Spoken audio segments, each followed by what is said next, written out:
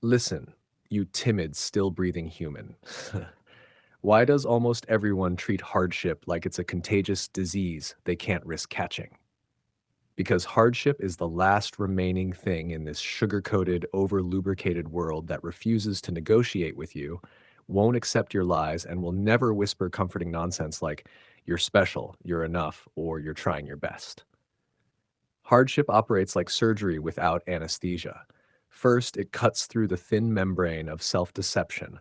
Then it removes layers of accumulated excuses. Then it tears through the atrophied muscle of your will until it reaches bone, the bare, uncomfortable truth that you are, at your core, nothing extraordinary.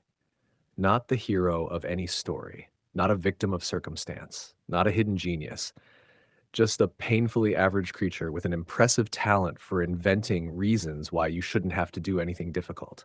We've engineered an entire escape ecosystem in the 21st century. Food arrives at your door without you ever touching a knife.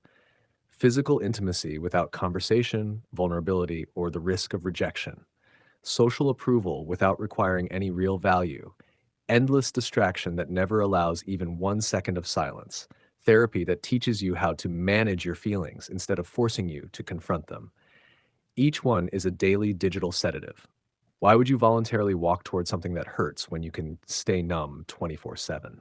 But the root of this hatred for hardship isn't algorithms or capitalism. It's you. Deep you. Deep down, you already know. If you truly dive into something brutally demanding, if you live for a long stretch without shortcuts, if you experience a real crushing failure and don't immediately soothe yourself with empty slogans, if any of that happens, the carefully curated I'm different lie, I'm special illusion you've built over years of likes, stories, messages, memes, binge watching, and adult content collapses instantly. That precise second when you realize you're just another lazy, frightened, mediocre human being with no excuses left. No, I'm depressed. No, I'm traumatized. No, I bloom late. No, I'm on a different path. That moment is so brutally painful that most people would rather cling to the old delusion for the rest of their lives, even if it means never creating anything real, never feeling anything authentic, never truly being alive. Hardship is nature's raw, merciless filter, not one of those polished social media filters that only shows your best angle.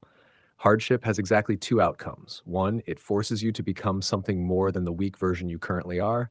Two, or it proves beyond any doubt that you never had the capacity to become more patient. The overwhelming majority have chosen outcome number two, not consciously, but through 10,000 small daily surrenders. Scrolling instead of reading, streaming instead of training, shallow texting instead of real confrontation, excuses instead of action, pills, podcasts, or quick meditations instead of sitting alone with the emptiness inside. Your ancestors froze in caves, starved with clenched teeth, waded through blood, mud, filth, and corpses in wars, and kept going with bare hands and sheer defiance. You feel like the world is ending because a dating app didn't give you a match tonight, or because your favorite influencer posted a sad story. This isn't evolution. This is species level decline at full speed, death by 1,000 microcomforts. Why don't people want hardship?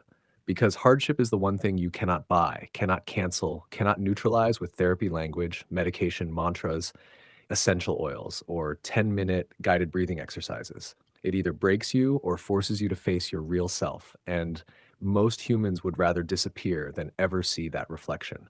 So stay comfortable, stay small, fade out quietly. When you're gone, even the family dog will miss you more.